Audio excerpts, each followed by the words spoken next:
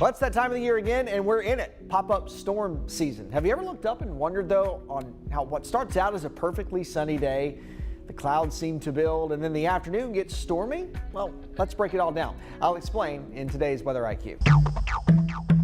Well, technically speaking, storms are formed by convection, or the transfer of heat. But first, let's talk about the 4 ingredients that we've got to have for storms to form. First, we need moisture, and we've had plenty of that lately with all of that sticky humidity around. We also need some instability, or easier to understand, for thunderstorms to form, and that instability is the tendency that the atmosphere has to promote vertical air movement, which eventually causes those storms to form. And we also need some wind shear. That's the change of speed or direction of the wind, and wind shear can tilt a storm's updraft or the rising current of air, and that keeps the rain or the descending cooler air from the storm from interfering with the storm's energy source. And that means that the storm gets sustained, or the storm can even continue to grow and get stronger and stronger. And we also have to have some lift. We have to have some sort of mechanism that's pushing or helping that air to rise. And then on a hot and humid day, a lot of times that can promote that lift, or that can promote that rising of air. So if all those pieces of the puzzle are in place, much like they are on a hot summer day, then it's easy for storms to form.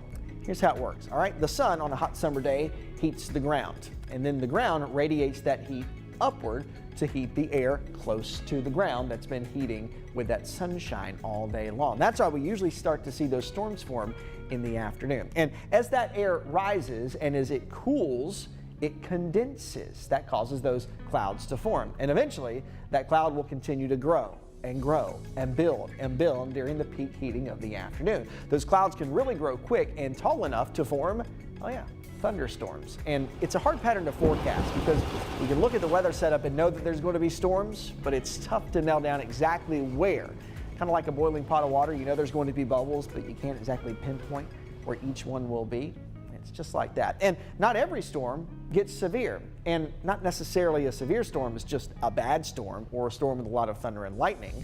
There's actually criteria for that. For a storm to be severe, it's got to produce 58-mile-per-hour winds, have 1-inch size hail or larger, and be rotating enough to cause a tornado to form.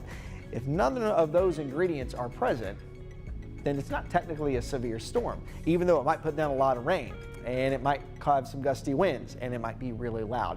Those are the criteria for making a severe thunderstorm. And of course, it's always key for you to be staying safe when there are thunderstorms around. So a few good tips here for you to remember. Make sure you have a way to get alerts. Keeping your phones and devices charged is key. And if you can, avoid mobile homes at all costs if possible. Maybe call a friend, ask if you can stay with them until the storm passes by. And it's always good to know where your safe place is for your home and for your family. Remember, most enter a room in your home away from doors and windows. You're trying to separate yourself from the outside with as many walls as possible. So if you're out on a hot and humid day, keep an eye to the sky, because even without a forecast for widespread storms, a quick pop-up could be right over you. With your Weather IQ, I'm meteorologist Christian Morgan. Do you have a question about how the weather works? We want to hear about it. You can text your question to 336-379-5775. It could end up being our next Weather IQ.